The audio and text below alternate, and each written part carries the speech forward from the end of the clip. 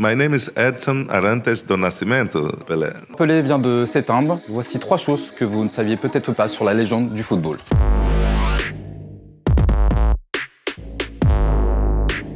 Ganhar 3 Copas do Mundo, fazer mais de 1.283 gols. Enquanto ninguém ganhar, ninguém fizer isso, eu acredito que o Pelé continua sendo.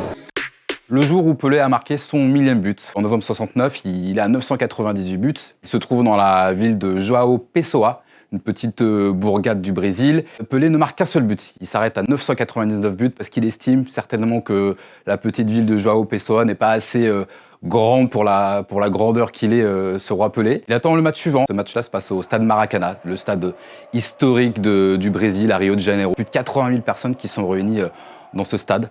Ce jour-là, Pelé, avec son club de Santos, affronte Vasco de Gama. C'est une rencontre un peu particulière pour lui parce que Vasco de Gama, c'est le club dans lequel a évolué son père. Donc voilà, c'est une rencontre qui lui tient vraiment, vraiment à cœur. Et ce jour-là, Vasco de Gama ne veut certainement pas être la victime du 1000e but de Pelé. Pelé est victime de coups, de fautes assez sévères. Et finalement, il est réussi à provoquer un penalty. D'habitude, ce n'est pas lui le buteur, le tireur de penalty habituel. Mais il prend les devants et il veut marquer ce 1000e but au stade Maracanã, voilà. Et il trompe le gardien adverse d'une frappe toute molle du pied droit. Lui, Pelé, viendra dire après le match qu'il était sous une pression monumentale comme il en avait rarement connu. C'est l'effusion totale dans le stade. Une grande partie des spectateurs envahissent la pelouse et le match sera interrompu pendant une vingtaine de minutes ensuite, avant que le match reprenne et que tout le monde félicite le roi Pelé pour son 1000e but. Tem muitos convites para jogar aqui na Europa, mas como eu estava bem no Santos, estava bem no Brasil, então eu preferi continuar no Brasil. Le jour où le roi Pelé a joué pour la seule fois de son histoire en France. On se trouve en avril 1963, on est au stade Yves du Manoir à Colombes. À l'époque, on ne joue pas au Parc des Princes ou au Stade de France, on joue à Colombes. C'est un stade olympique et mythique. Le Brésil est double champion du monde. C'est l'équipe du roi Pelé qui domine le monde du football. Devant 50 000 personnes, le stade Yves de Manoir est totalement plein. On y trouve des VIP de l'époque, comme l'acteur Fernandel, qui est présent pour assister à ce match mythique. Le Brésil l'emporte 3-2, avec forcément un triplé du roi Pelé. Un but du gauche, 2 buts du droit. Il fait la misère aux joueurs de l'équipe de France. Le jour où le roi Pelé a failli signer au PSG. Pelé est au firmament, il a 3 Coupes du Monde à son palmarès, il a 30 ans.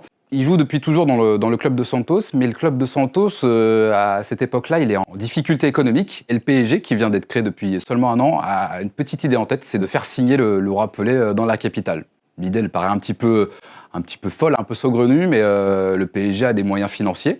Et le club du Paris Saint-Germain veut racheter le contrat de Pelé pour la somme de 9 millions de francs, donc ce qui paraît un peu dérisoire compte tenu des sommes qui sont pratiquées aujourd'hui sur le marché du football. Le PSG fait une offre ferme, le club de Santos, compte tenu de ses difficultés économiques, revoit avec cette somme d'argent assez imposante de se dire « Ah, c'est plutôt intéressant pour renflouer les caisses ». Et de son côté, Pelé, il dit pourquoi pas. Plus tard, il affirmera même que les contacts avec le PSG étaient très avancés, tout était réglé pour que Pelé signe.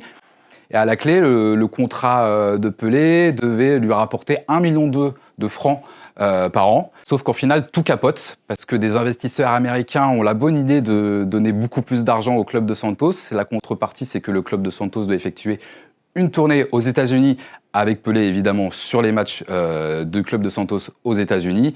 Et la somme est beaucoup plus importante et le club de Santos accepte ces propositions. Et Pelé ne signera finalement donc jamais au Paris Saint-Germain. Et on le verra une seule fois sur la pelouse du Parc des Princes avec le club des New York Cosmos en 1975, mais rien à voir avec le PSG.